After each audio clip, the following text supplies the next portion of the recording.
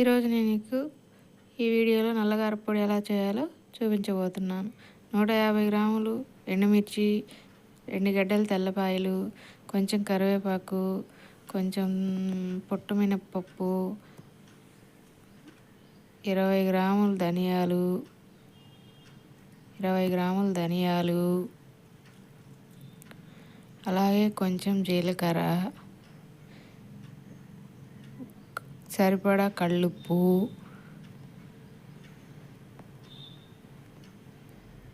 రెండు గడ్డలు తెల్లపాయలు తీసుకోవాలి. అలాగే ముందుగా మనం స్టవ్ మీద బాండీ పెట్టి బాండీలో కొంచెం నూనె వేసి ఆ నూనె వేడెక్కిన తర్వాత మనం పొట్టు మినపప్పుని నూనెలో వేసి బాగా దోరగా వేయించుకోవాలి. రంగు మారేంత వరకు, అంటే నల్లగా కాదండి, బ్రౌన్ కలర్ వచ్చే వరకు వేయించుకుంటే పచ్చి వాసన పోయి కరకరలాడుతాయి. అలాగే తర్వాత జీలకర్ర కూడా బాణలో వేసి వేయించుకోవాలి.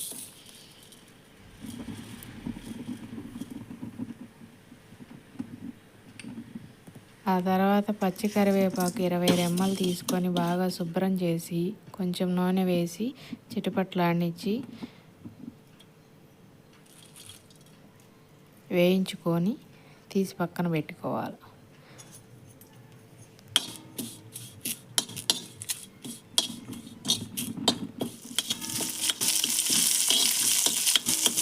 అదిగోండి చిటపట్లాడుతుంది చూడండి, బాండీలో అలా వేయించుకోవాలి. ఆ తర్వాత బాండీలో 2 స్పూన్ల నూనె వేసి 150 గ్రాముల ఎండుమిర్చి వేసి బాగా నల్లగా వేయించుకోవాలి.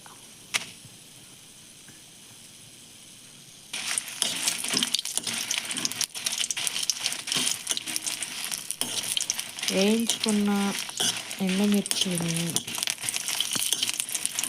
తీసి ఒక బౌల్లో వేసుకొని అది కొంచెం చూడండి అలా చూపించినట్టు వేయించుకోవాలి బాగా నల్లగా.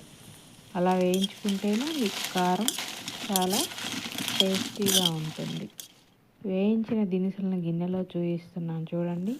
అలాగే ఒక రోల్ని తీసుకొని ముందుగా కడుక్కొని శుభ్రం చేసుకున్న రోల్ని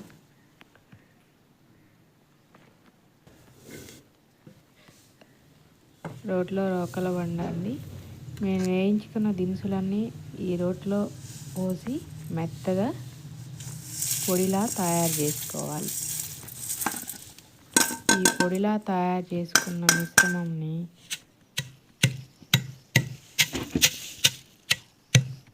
చూడాలి. చూసిన తర్వాత మెత్తగా వచ్చిందో లేదో చూసి ఆ తర్వాత దీంట్లో మనం ముందుగా బాండీలో వేయించుకున్న ఎండుమిర్చిని చూడండి ఎలా మెత్తగా గ్రైండ్ చేసాము. అలాగే ఈ మెత్తగా దంచుకున్న పొడిలో మనం వేయించుకున్న ఎండుమిర్చిని వేసి మెత్తగా పొడిలా తయారు చేయాలి.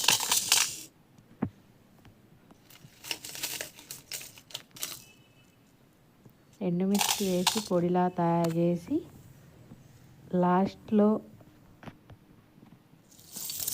మనం తీసుకున్న 2 తెల్లగడ్డల్ని గర్భాలు వలవకుండా ఆంతన తొక్కుతో పాటు వేసుకొని దంచుకుంటే ఇలా వస్తుంది.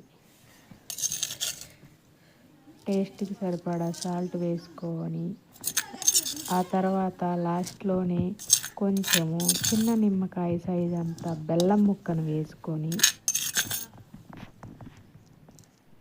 అంతే, సింపుల్, రెడీ. చాలా ఈజీ. మీరు కూడా ట్రై చేసి చూడండి, టేస్ట్ అద్భుతంగా ఉంటుంది.